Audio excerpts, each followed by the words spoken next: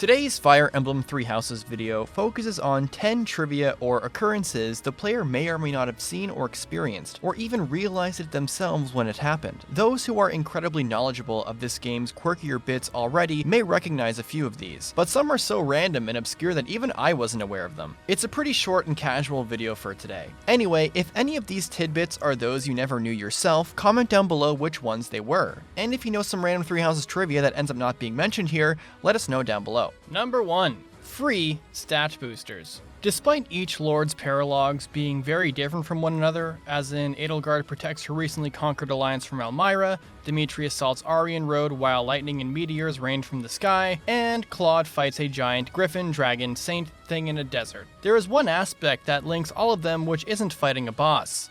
They're stat boosters. Being more specific, the 3 maps have the same stat boosters lying around in some enemies that are up for grabs. A goddess icon, an energy drop, and a seraph robe. There is one catch though. None of them are dropped when the enemies holding them are killed, meaning having a unit with the steal ability equipped is the only way to get them. In normal and hard difficulty, it's simple enough. But in maddening, and against a War Master? Seriously, look at these stats. Can I even blame you for wondering if it's even worth it? Number 2.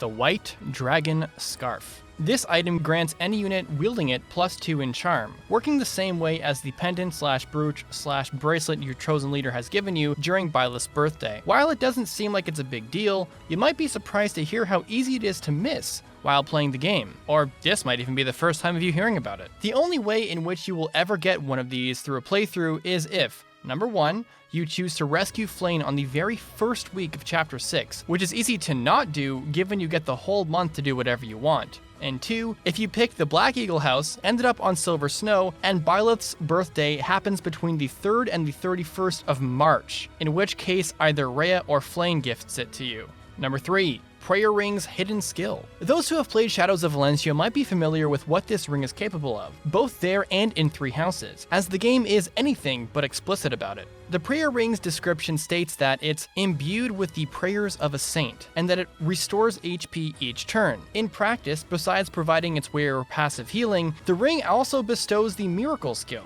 which I guess that's what the first half of this description was meant to hint. I mean, in Japan at least, the miracle skill is called prayer, so it's a bit easier to put 2 and 2 together if you know some Japanese. If you don't, then it's easy to dismiss the item in favor of the goddess ring, which not only also provides passive healing, while also granting any unit +4 luck, the game actually tells you about it.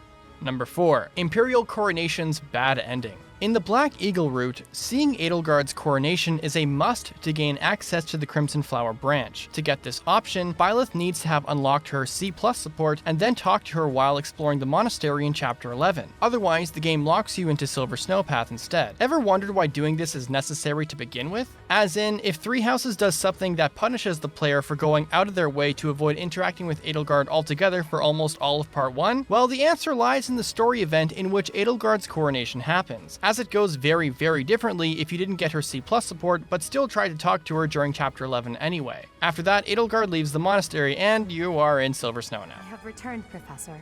All that needed to be done has been done. I really hoped you would join me in Nbar, but sometimes your path takes you far away from where you wish to go. Number 5. Setteth refuses to join Byleth? It's well known that, outside of Crimson Flower, Setteth always joins your party at the start of Chapter 12, and he's usually one of the last characters to do so. What isn't well known, however, is that, only in the Blue Lion and Golden Deer routes, you can lose your chance to get him entirely. How so, might you ask? Simple. Are you playing Classic Mode? Also, did Flayn happen to fall in the battle and you saved your file afterwards before Chapter 12? If you've done both those things, then congrats. Setteth will no longer join you after Chapter 11, and both him and Flayn will vanish entirely after Part 1. Number 6. Crimson Flower's Battalion Guild. Choosing the Crimson Flower route in Black Eagles changes a bit more than just the faction you're siding with, what characters you lose and don't get, and the upcoming maps. It also affects one of the game's shops. The Battalion Guild is a store that becomes available after Chapter 3. Its stock is updated as you progress the story, and it gives the player the chance to purchase battalions from both the Church of Seiros and whatever faction your chosen leader came from. Only in Crimson Flower, this stop has the distinction of stripping away from its catalog any battalions affiliated with the Church after the big choice in Chapter 11. While this makes sense from a story standpoint, it also means that 3 late-game battalions from the Church, the Holy Knights of Seros, the Index Sword Fighters, and the Macual Evil Repelling Co. cannot be purchased during Crimson Flower's story. And while there are other means to obtain them, aka beating Manuela and Hanneman's, plus Alois and Shamir's paralogs with almost every one of them recruited, if you were expecting to get another copy of them, you are out of luck. Number 7. Silver Snow deployment slots. Meanwhile, the church route also brings one change of its own once Byleth and Edelgard have parted ways in Chapter 11, which is easy to overlook. During the rest of the route's story maps, and save for the very last one, you're given one deployment slot less to work with compared to Dimitri and Claude's stories, which becomes more apparent when you compare side to side and notice there's a spot in Silver Snow's maps which in other routes is taken by them. It's worth mentioning that Silver Snow was developed with the idea that it would be the hardest route of the 4, so I guess that is one way to do it. Number 8. The Scythe's Clues. It's well known in the fanbase that, after the last updates, it's possible to get the Death Knight's Scythe of Sariel outside of Crimson Flower, in Caspar and Mercedes's post-timeskip paralogue. You need to have Caspar defeat the Death Knight, and he'll give it to you after beating the map. And the game even gives you some hints about this via some dialogue and text from the same map.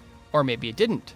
And you had to look up this information to even know you could get the weapon. For you see, for some reason, the paralog's script was coded so the hints which tell the player how to obtain Death Knight's Scythe are only shown if playing in normal difficulty. Besides being kind of a jerk move, this is the only known instance where Three Houses deliberately changes the script when picking harder difficulty modes. Number 9. Nbar Invasion's Secrets. In a similar note to the previous tidbit, the map in which your chosen faction invades Nbar and Silver Snow, Azurmoon, and Verdant Wind, Chapter 18, 21, and 19 respectively, also hides a secret of its own. If you bring specific characters near a fixed building on the map, as in bringing Setteth to the building called Church and Manuela near the Opera House, they'll say some stuff out loud, and you'll be given a reward at the end of beating the map. Bringing Setteth or Flame near the church gives you an extra Macual Evil Repelling Co, while bringing Dorothea and Manuela to the Opera House grants you Opera Co Volunteers, a rare dancer battalion which can't be obtained anywhere else. And that's not all. Bring both characters needed for each spot on the map and you'll get a Spirit Dust with the church and a Speedwing with the Opera House. Number 10. Viscom. Ever seen or heard? In the online liaison feature, people sometimes might sell a sword that has busted stats like 20 might, 9 range, and no durability whatsoever. Yet it's hilariously cheap to purchase, as in 1 gold. Well, chances are you stumbled across a weapon that was never meant to be used by the player to begin with. In Three Houses, the Viscom is the name of an electric tower/turret seen in Cornelia's map from Azurmoon and Shambhala from Verdant Wind and Silver Snow, which attack the player's units after getting in their range. Meanwhile, in the game's code, the Viscom is an amalgam of 3 different components: a hidden enemy spawned and removed with the script, a solid object, and a unique sword used by said enemy. Why is this information important? Well, because, thanks to hacking, it's possible to obtain the Viscom sword and give it to any unit you want. Add up the fact that no online checks for hacks exist in Three Houses' online features, and even people with non-hacked switches will be able to get a hold of the sword as long as they can connect online. Incidentally, the reason why the weapon is so cheap and its description reads leather shield lies in how it was never really intended to be used nor seen like a normal weapon. Not even a proper description was written for it, but because the game tries to find one anyway, it uses the text string of leather shield because that happens to be first on the list. That will do it for today's video. Like I said at the beginning, if any of these tidbits are those you never knew yourself, comment down below which ones they were. And if you know some random Three Houses stuff that wasn't mentioned here, let us know too. The ones I didn't know coming into this video were the Prayer Ring, White Dragon Scarf, the specific dialogue Edelgard has for not reaching C+, and her basically saying, well, I guess we really didn't vibe that much after all, Setteth refusing to join if Flane's dead, Silver Snow's lesser deployment slots. Honestly, I think the only one I really knew about was the Viscom because it was hacking related, and also the Nbar invasion secrets. If you enjoyed this video, please leave a like down below, and if you haven't subscribed yet, please do that. Almost 2/3 of the people who watch my stuff haven't subscribed, which is honestly a lot. It's free and it helps support the channel reach the ultimate 100,000 subscriber goal. Thank you as always to my patrons as well. Your consistent support enormously helps me stay afloat and able to continue pursuing content creation full time. And if you want to join the Patreon yourself, you can click the link below. That's all folks, deuces.